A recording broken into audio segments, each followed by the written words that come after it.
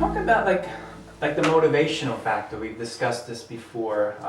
Like certain people just seem to be not wired to be very successful, and they don't have certain skills in their brain, or they're unable, or they can't develop skills for the core. Exactly. So again, yeah, some people are highly more motivated. Not so. It's very interesting. You can have a very high stressful experience, adverse stress, and you could be highly motivated, That's right? That's So but it's still not so healthy. But if you're in business and stuff, it could help to be successful. I was discussing that with a patient. She said, you know, my whole life I've been running and distracted, and I can't stop, either in business, been very successful, or physically working out. But I do that with the realization that it's a form of distracting away from these feelings, these things inside me that I don't have the tools to deal with. Somebody else may check out. They may be highly unmotivated, they may be unresponsive, they may be avoiding confrontation, avoiding being with people, you know, getting into the very depressed mode. They're still byproducts of the same thing. The one thing is recognizing that often that personality trait is not who they really are. That's a byproduct. I mean, this is huge because it really challenges the whole genetic thing. Yeah, sure, we come in with certain genetic traits and personalities. Sure, we come in with distinct personalities.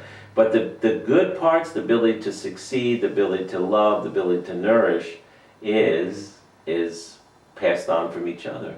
And that's huge because the great spiritual teachers have said that what we're doing to each other is the biggest factor. How we treat each other, what we do to each other, what you do to the least of my brothers, you also do to me, has profound physical, neurological, and pathological effects in a person's life. It's not just something esoteric teaching.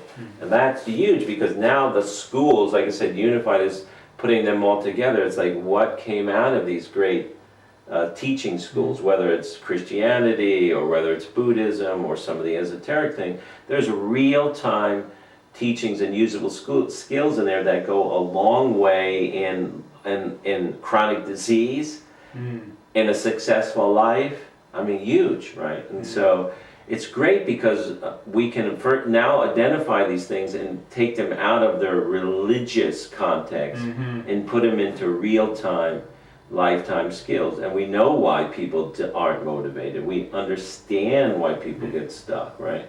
And to be able for the first time to peer into that unconscious brain, because I don't believe up to this current moment have we ever had the tools to open that door. But when you open that door, you've got to give people skills to understand what's happening there to them and to interact with it.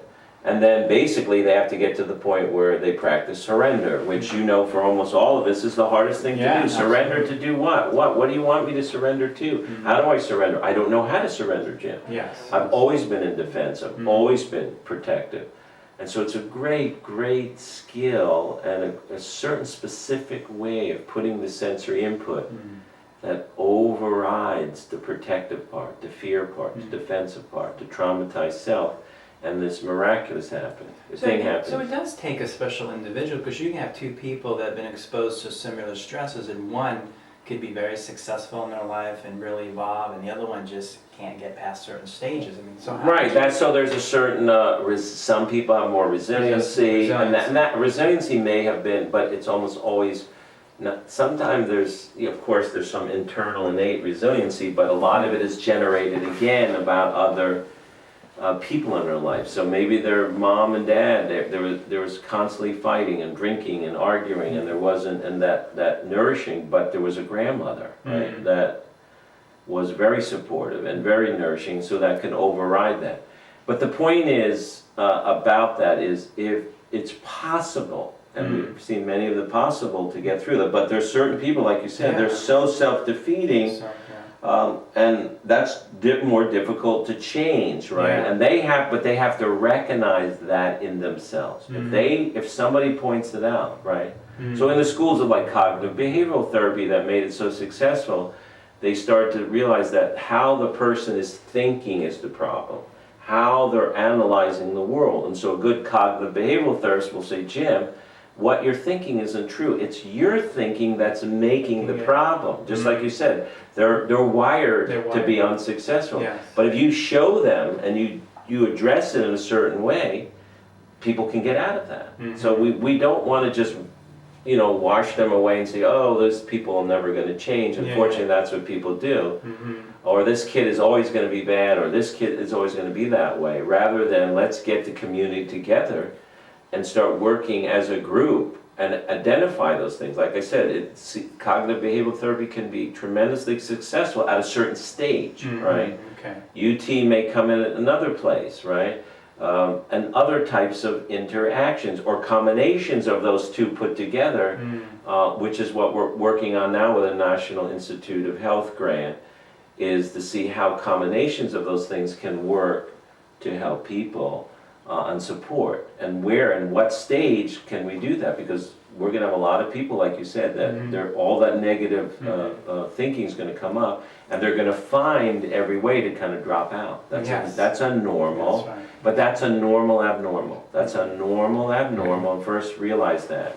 But the therapist, we have to teach them. That's why we're very much committed to teaching, to recognize stages of when people are getting well or healing, and to recognize these persistent sort of conditions that perpetuate the degree of pain and suffering.